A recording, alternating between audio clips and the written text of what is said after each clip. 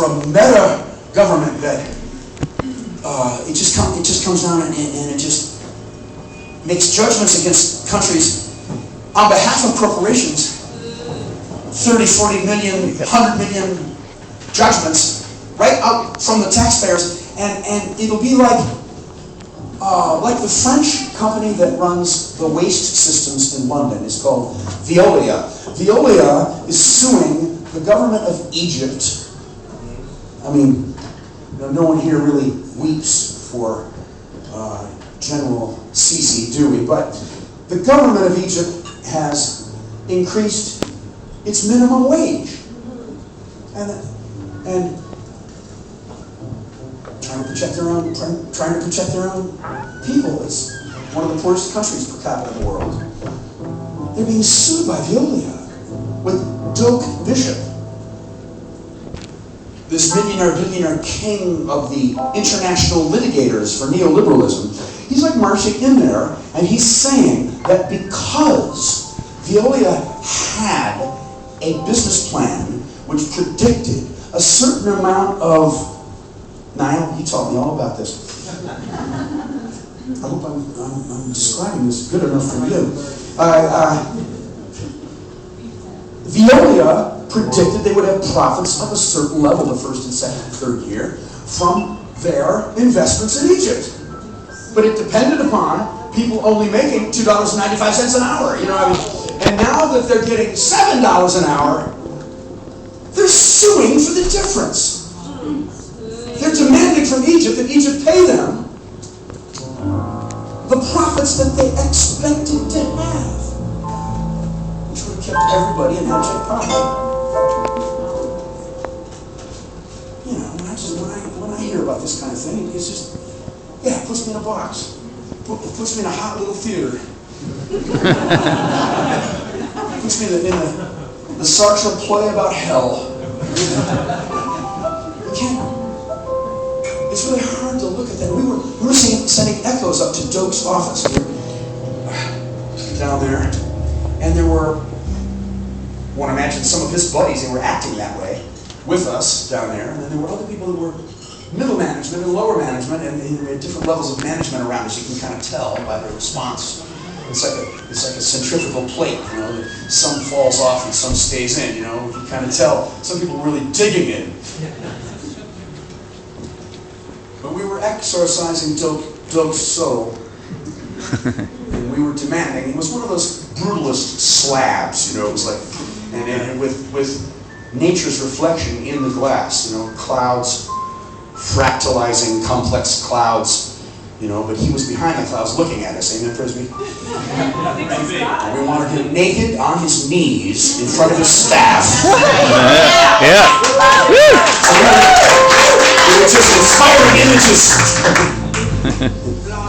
for the people who were around us and back of us, kind of like looking at that image, and you know, people who worked for him. So, do you think that actually worked? He also wanted him punished. What? He also wanted him punished.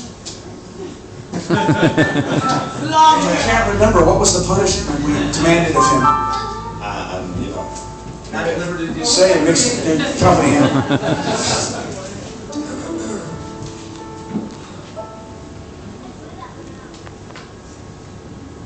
You get the feeling that if we're letting that kind of thing happen, if that kind of thing can happen right in front of us, and Doak Bishop can make that money. When Argentina was having terrible financial troubles, King and Spalding sued Argentina 15 times. One judgment was for $185 million for a company that privatized the city's water. And then the water became infected with an algae. And the people in that city kicked that company out.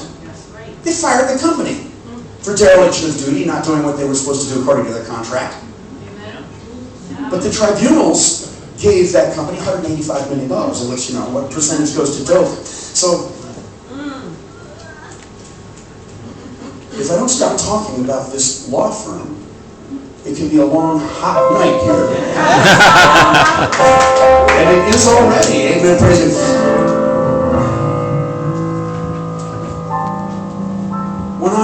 And we all hear these kinds of stories, don't we? I mean, this is the apocryphal folk story tale of our time. We hear about corporate crimes and we just shake our head and we can't believe it. These fracking companies coming into Ireland are that outrageous. They're just surreal. They're surreal.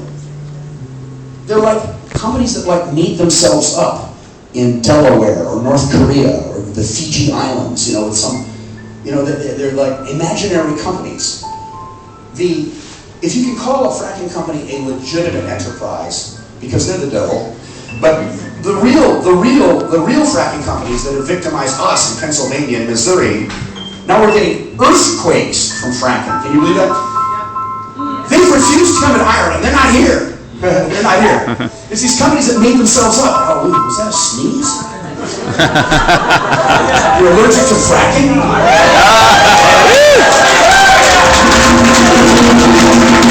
We got a Genesis subject to it.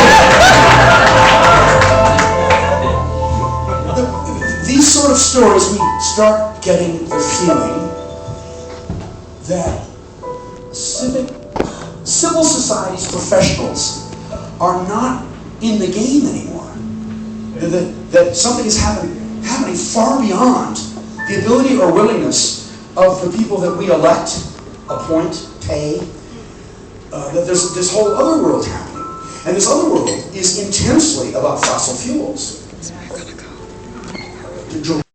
Privatize our commons, while they loot our judiciary, our regulatory agencies cannot operate. They're bribing, corrupting. They're coming down into our society. We're like a sitting duck for them, and you really have to wonder: am I going to be in another damn march and rally for the climate?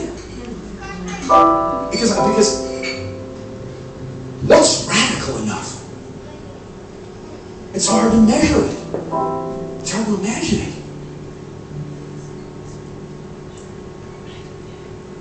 Hurricane Sandy, we did not put up levees. On the contrary, we rebuilt the houses that were flooded. But I thought,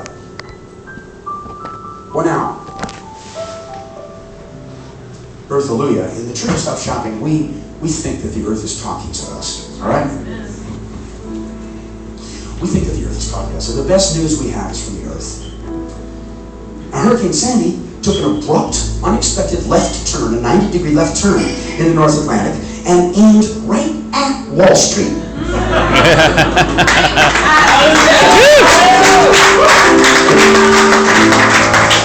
With 200-mile-an-hour winds, very articulate, talking to us. Well, now, we haven't believed that it was possible for nature to talk to us since before the Enlightenment, since before the Industrial Revolution. It's been 300 years since we really, but already 500 years ago, the usually women who live on the edge of town who were talking to nature and bringing in herbal remedies and had their houses full of plants and were singing to themselves all day long. They were holocausted. They were killed. They were. Some people say 7 million died. Hard to estimate exactly, but they were driven from European Christian society. So it predates the beginning of when the CO2 emissions started going up. It predates that, and we have to get back to that. We have to get back to that, I think. To get back to that, because something about getting back to taking our instructions from the earth is going to make it possible for us to walk right up to Dirk's office and pull him from his desk and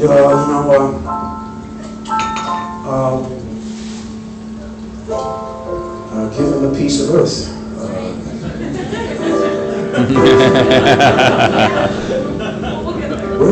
Where am I? What happened?